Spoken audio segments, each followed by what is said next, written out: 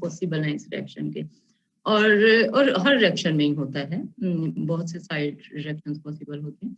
तो उनमें एक इम्पॉर्टेंट प्रॉब्लम जो है, जो फेस करना पड़ता है during the alpha alkylation, that if our carbonyl group act as electrophile itself and it reacts to provide us the alpha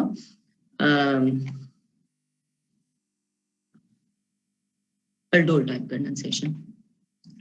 अब उसकी हमने कंडीशन डिस्कस कर ली थी एक्सपेरिमेंटली किसी हद तक उसको कंट्रोल करने की, but the major solution is to mask the carbonyl compound and to control the electrophilicity of the carbonyl compound so that we can avoid the self condensation reaction.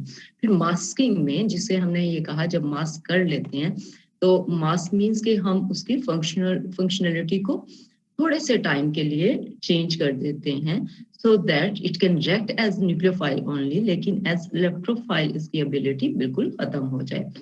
और उसमें जो पहली एग्जाम्पल थी कि हम किस तरह से कर सकते हैं, वो इन अमीन है। और जब हम उसे न्यूक्लियोफिलिक स्पीशी बना लेते हैं और इलेक्ट्रोफिलिक वो नहीं रह सकती, तो हम उसको कहते हैं कि वो इनोल के इक्विवेलेंट्स है। वो इनोल नहीं रहा, लेकिन इनोल के इक्विवेलेंट स्पीशी है और इनोल की तरह से रिएक्ट करके और हमें अल्फा अल्किलेशन दे सकती है, और फिर हम उसको डीमास्क कर देते हैं। डीमास्किंग हाइड्रोलिसिस से है।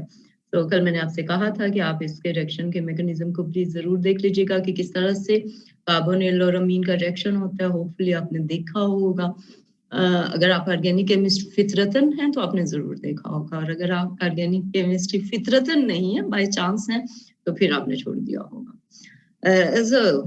हम अल्फा अल्किलेशन करते हैं। Type of reaction again is SN2 type, so all the conditions required are the same which are for SN2 reaction, लेकिन the nucleophilicity of enamine is comparatively less than the nucleophilicity of simple enolate. वो ज्यादा nucleophile होते हैं, ये थोड़े से weak nucleophile हैं because they are neutral nucleophile, और जब ये न्यूट्रल हैं तो इनकी न्यूक्लियोफिलिसिटी वेल डिफाइंड नहीं है, थोड़ी सी कंट्रोल या कम है, और इलेक्ट्रोफिलिसिटी तो कम है ही है।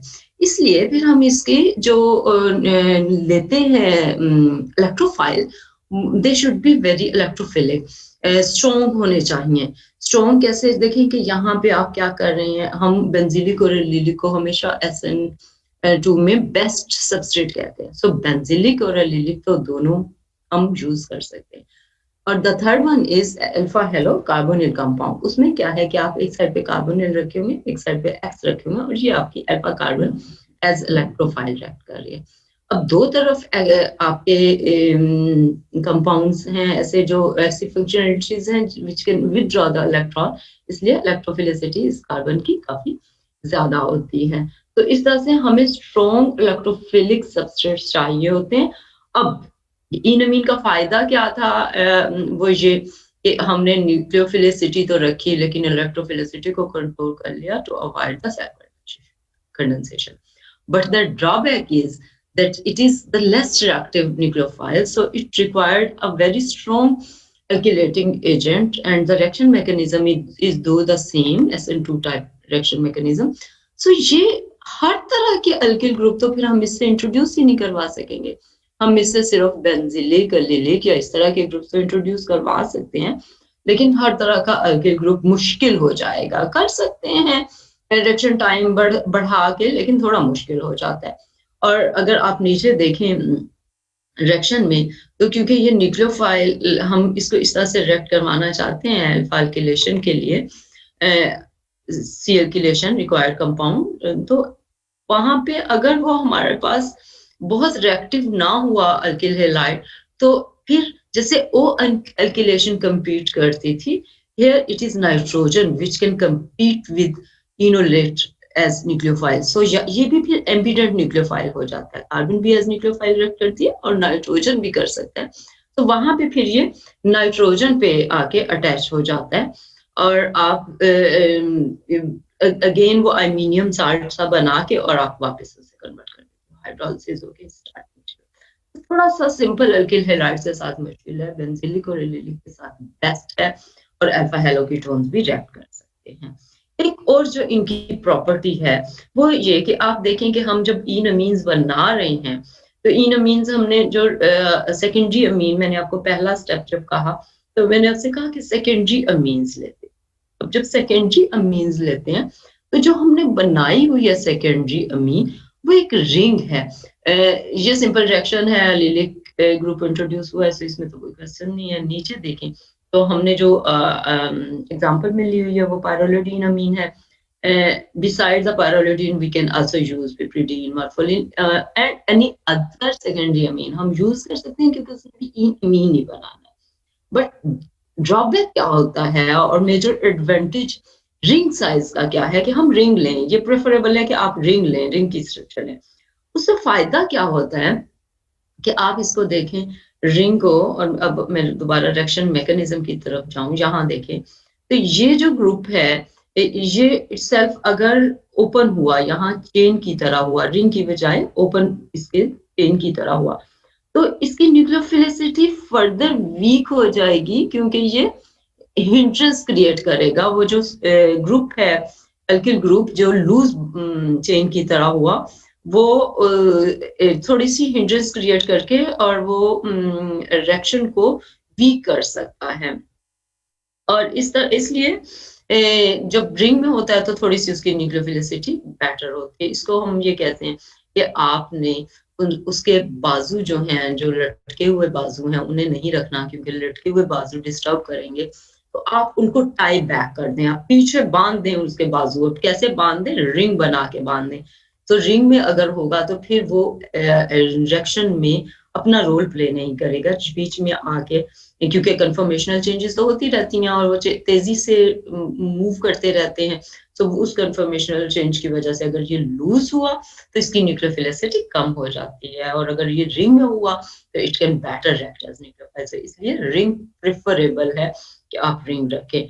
और रिंग यूजुअली 4 और ये 5 और 6 मेंबर रिंग्स जो हैं, जो commonly commercially available starting materials जो हैं, पायरोलिडीन, पिपरिडीन और मॉर्फोलिन टाइप के, इस तरह के हम यूज कर सकते हैं। तो अभी तक जो हमने बात की वो ये कि फर्स्ट जो इनोल का इक्विवेलेंट हम पढ़ रहे हैं और पर्पस हमारा ये है कि हम सेल्फ कंडेंसेशन को अवॉइड कर सकें। सेल्फ कंडेंसेशन को अवॉइड करने के लिए ये जरूरी है कि उसकी इलेक्ट्रोफिलिसिटी कंट्रोल हो और सिर्फ वो एज न्यूक्लियोफाइल रिएक्ट करे। इसके लिए हम उसको मास्क करते हैं। पहला मास्किंग जो वे है वो इन अमीन को बना लेना है, और इन अमीन को हम कह रहे हैं कि वो न्यूट्रल न्यूक्लियोफाइल है, इसलिए वो लेस रिएक्टिव है as compare to simple enolate, और इसलिए उसको स्ट्रॉन्ग इलेक्ट्रोफिलिक सेंटर्स चाहिए जो बेंजीलिक, एलिलिक और अल्फा हैलोजन। दूसरी इंपॉर्टेंट बात जो है वो इससे रिलेटेड हमने ये पढ़ी है कि जो सेकेंडरी अमीन है they should be cyclic in nature so that they can not act as nucleophile, और वो न्यूक्लियोफिलिसिटी को डिस्टर्ब ना करें और हिंडर ना करें, और उसको टाई बैक करके रखें आप रिंग की फॉर्म में, so that it can better nucleophile. अब एलिलिक और बेंजीलिक की एग्जांपल्स हैं, ये वही हैं कि आपको strong electron with electrophilic centres चाहिए, और अगर आप सिंपल अल्किल ग्रुप्स लेंगे तो फिर चांसेस हो, खासतौर पे छोटे साइज के, तो फिर चांसेस होगा कि आपको एन पे अल्किलेशन जो है वो होती हुई नजर आएगी और उससे आपका रिएक्शन रिवर्स हो जाएगा। इन्हीं की एक और इंटरेस्टिंग बात यह है इन अमीन्स की कि जब हम कहते हैं इन अमीन, और हम जो ये देखें ये वाला ग्रुप आप देखें, ये हमने N single bond C, C double bond C, ये स्पीशी हमने बनाई। तो ये जो इनोलेट होते हैं, इन अमीन होते हैं, इसमें sp2 हाइब्रिडाइजेशन आपको डबल बॉन्ड मिल रही होती है, और जहां पे आपका डबल बॉन्ड आ जाता है वहां पे आपका सबस्ट्रेट प्लेनैरिटी में होता है, वो प्लेनैरिटी को प्रेफर करता है। सो ये जो लॉन पेयर है नाइट्रोजन का, इसको, और ये जो सी डबल बॉन्ड सी है, ये प्रेफर करते हैं कि ये प्लेनर वे में हो, तब ये बेटर न्यूक्लियोफाइल रिएक्ट करते हैं। और अगर सपोज यहाँ पे आप इमेजिन करें कि यहाँ पे अगर स्टेरिक हिंड्रेंस हो, कोई ग्रुप्स लगे हुए हों, तो वो जो स्टेरिक हिंड्रेंस है वो क्या करेगी, या इधर ग्रुप्स लगे हुए हों, इधर ग्रुप्स लगे हुए हों, तो वो क्या करेगी कि वो स्टेरिक हिंजेस प्रोड्यूस करेगी और उसकी वजह से जो उसकी प्लेनैरिटी है वो लूज़ होने का चांस होगा। कैसे? जैसे यहाँ पे, अब यहाँ पे सेकेंडरी अमीन को आर शो कर दिया है, रिंग नहीं बना हुआ। आप बेटर के रिंग बना लें, वो ज़्यादा बेटर है। और ये जो एग्ज़ाम्पल दी हुई है, ये सिंपल है। आप बेटर के इसी को अप्लाई करें, इसी साइक्लोहेक्सेन वाली इन अमीन पे। तो अगर आप ये देखें कि ये इस तरह से अब आप सब्स्टिट्यूशन देखें, अल्फा कार्बन देखें, तो एक तरफ मेथिल है और एक तरफ आपको आइसोब्यूटाइल ग्रुप जो है वो लगा, आइसोप्रोपिल ग्रुप जो है वो लगा हुआ है। तो यहाँ पे सब्स्टिट्यूशन है और यहाँ पे सब्स्टिट्यूशन नहीं है, मीन्स कि ये हिंड्रेड अल्फा कार्बन है और ये नहीं है, जिसको हम ये कहते थे कि काइनेटिकली कंट्रोल्ड और थर्मोडायनामिकली। अब अगर यहाँ पे बने जिधर ज्यादा सब्स्टिट्यूशन है, तो वहां पे क्या होगा कि आर और आर दो ग्रुप्स क्योंकि होंगे, एक वो जो सब्स्टिट्यूशन का है और एक वो जो सेकेंडरी अमीन का अपना है। तो वहां पे स्टेरिक हिंड्रेस प्रोड्यूस होगी, जिसकी वजह से प्लेनैरिटी लूज होने का चांस होता है और वो बेटर न्यूक्लियोफाइल रिएक्ट नहीं कर सकती। इसके कंपैरिजन में अगर आप देखें कि वो लेस हिंड्रेड साइड पे बने, तो वहां पे उसको कोई और ग्रुप नहीं मिल रहा जिसकी स्टेरिक हिंड्रेस हो, इसलिए वो प्रेफरेबल हो जाता है। और इसलिए हम कहते हैं कि जो इन अमीन्स हैं वो मेजरली काइनेटिकली कंट्रोल प्रोग्राम। सो एक तरह से ये रिड्यूस सिलेक्टिविटी में भी हेल्प कर रही होती हैं, क्योंकि इसमें आप काइनेटिकली कंट्रोल प्रोडक्ट है। तो एक बार आप इसको सेम यही वाली जो स्ट्रक्चर है और रीजन है, इसको इस पे अप्लाई करके, ये कार्बोनिल तो ये बना हुआ है ना, और ये सेकेंडरी अमीन ये बनी हुई है। आप इसको, ये जो 5 मेंबर सेकेंडरी अमीन मैं ले रही हूँ और ये वाला जो आपका इनोलेट बन रहा है, नीचे भी साइक्लोहेक्सेन रखे, ऊपर ये 5 मेंबर रखे, और इसके ऊपर इस थीम को अप्लाई करके देखें, करें खुद से।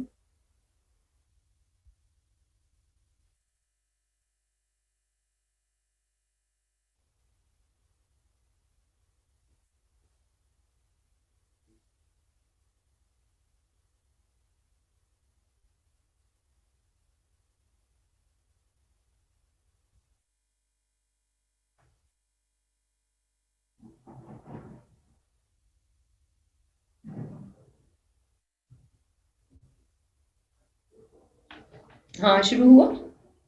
हाँ, ठीक है, ठीक है, ओके ओके।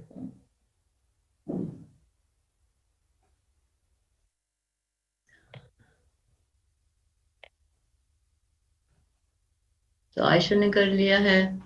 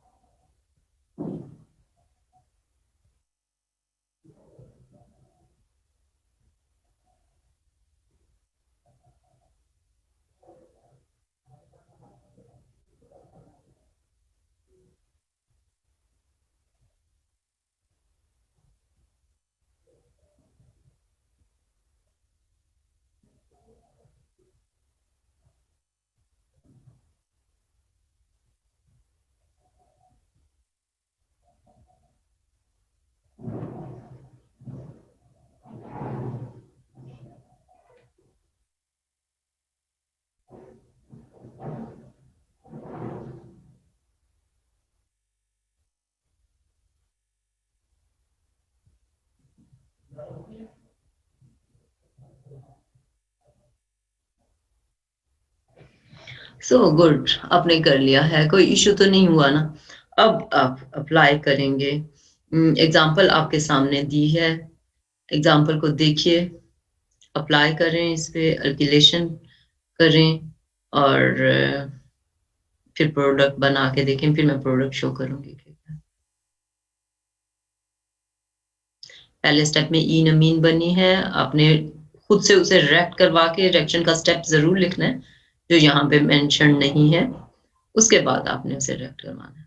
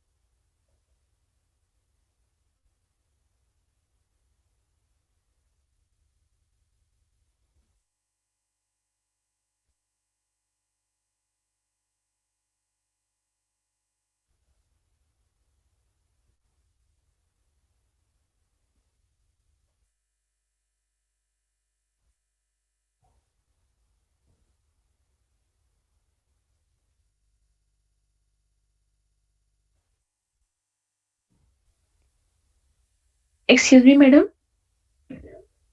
मैम एग्जांपल से विजिबल नहीं हो रही। क्या विजिबल नहीं हो रही?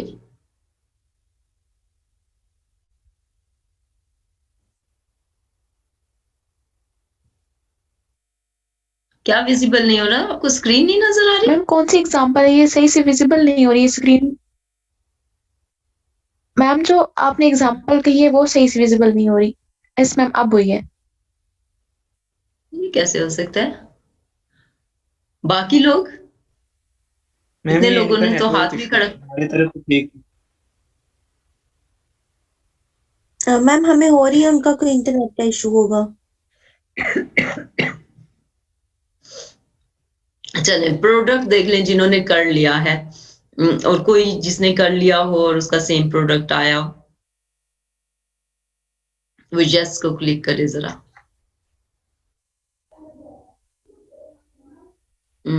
4 5 6 सेम प्रोडक्ट है 8।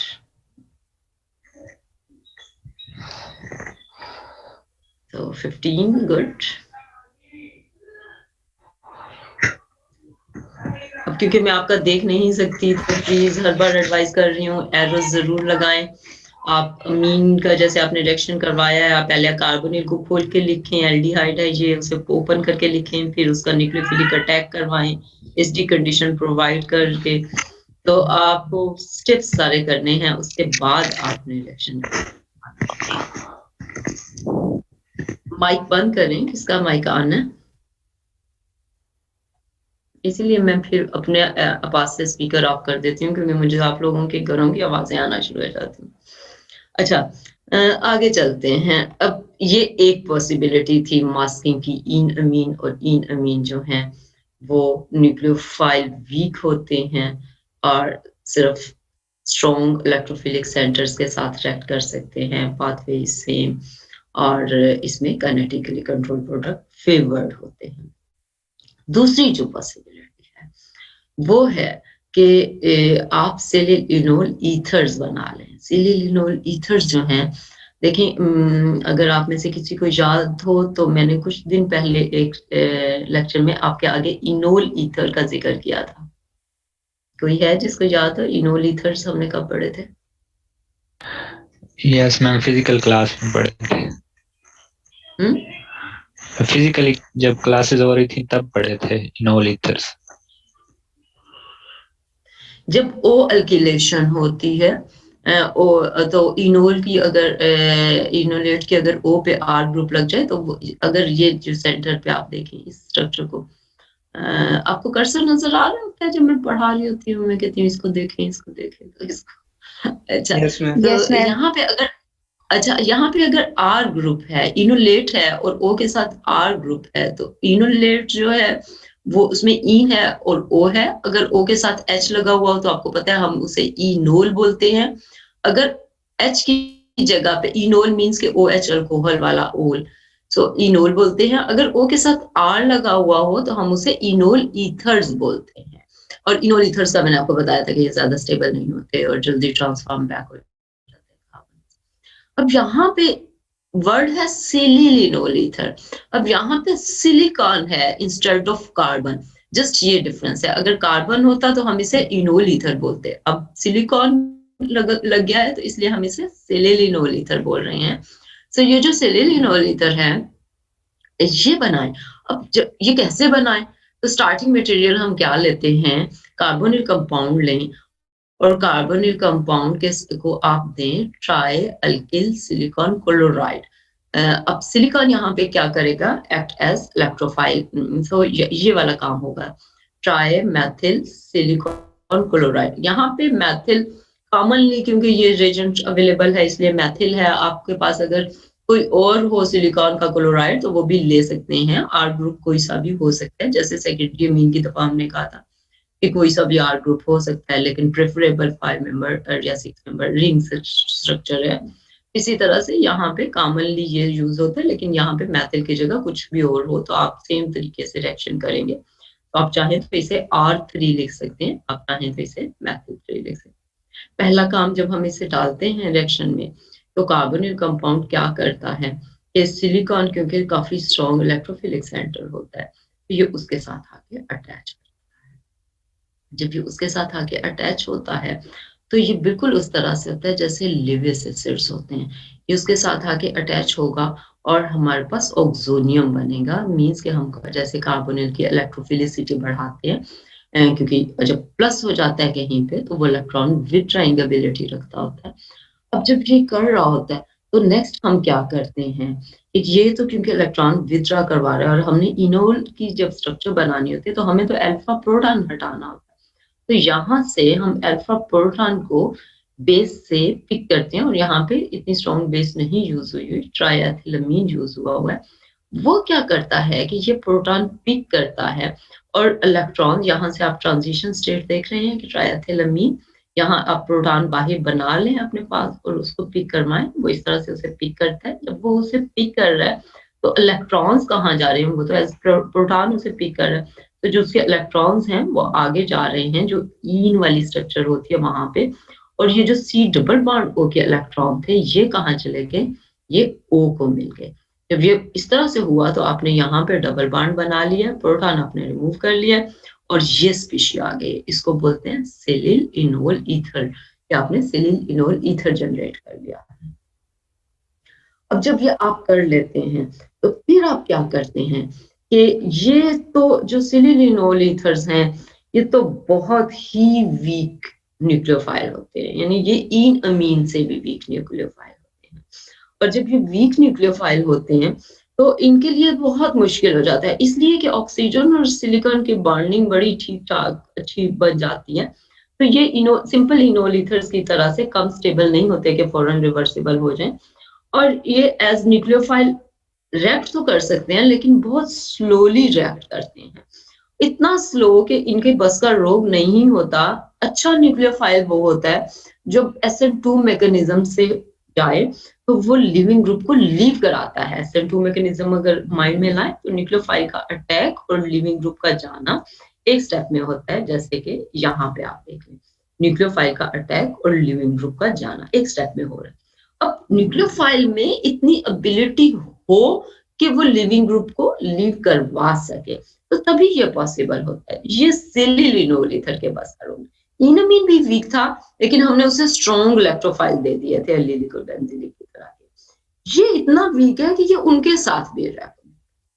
तो फिर हम सेकंड सॉल्यूशन क्या करते हैं कि हम उसको SN1 मैकेनिज्म से लेके जाते हैं। हम उसे इलेक्ट्रोफाइल पहले से कि उसे लिविंग ग्रुप से कोई लीव नहीं कराना, ठीक है, मुश्किल है उसके लिए, तो हम उसको इलेक्ट्रोफाइल बना के दे दें। जब इलेक्ट्रोफाइल बना के देने की बात आती है तो मीन्स कि हम अल्किल हैलाइड को, यहाँ ऊपर देखिए जहाँ R क्लोराइड लिखा हुआ है, अल्किल हैलाइड को रिएक्ट करवा दें लिविस एसिड्स के साथ। और कॉमनली यूज जो लिविस एसिड इंजेक्शंस में वो टाइटेनियम क्लोराइड है, लेकिन आप इनकी जगह कोई सा लिविस एसिड ले सकते हैं। ये सेम वो स्टेप है जो आप फ्रीडल क्राफ्ट अल्किलेशन में RX को लिविस एसिड्स के साथ रिएक्ट करवा के, तो हेलो हाँ अच्छा, तो आप उसको रिएक्ट करवा देते हैं। आप उसको जब रिएक्ट करवाते हैं तो आप क्या करते हैं, अच्छा कार्बोकेटाइन वहां से जनरेट करवा लेते हैं। अच्छा कार्बोकेटाइन जब जनरेट करवाते हैं तो अब वो वीक न्यूक्लियोफाइल के साथ रिएक्ट करने पर रेडी हो जाता है। और जब हम कहते हैं इलेक्ट्रोफाइल जनरेट करवा दिया हमने एज कार्बोकेटाइन, तो अब यहाँ क्या होगा, अब मीन्स के SN1 टाइप मैकेनिज्म है और वो वाला इलेक्ट्रो R जो है वो ज्यादा प्रेफरेबल होगा, जो ज्यादा सब्स्टिट्यूटेड होगा। तो ये इंटरेस्टिंगली एक वे है कि जहां हम कहते थे हम टर्शियरी एल्किल ग्रुप को इंट्रोड्यूस ही नहीं करवा सकते, वो हम सेलिल इनोल ईथर से करवा सकते। तो मुझे एक डिफेंस अटेंड करने जाना है, PhD का डिफेंस है, तो आप लोग इसका मैकेनिज्म जरा देख लीजिएगा, क्लास में छोड़ रही हूँ।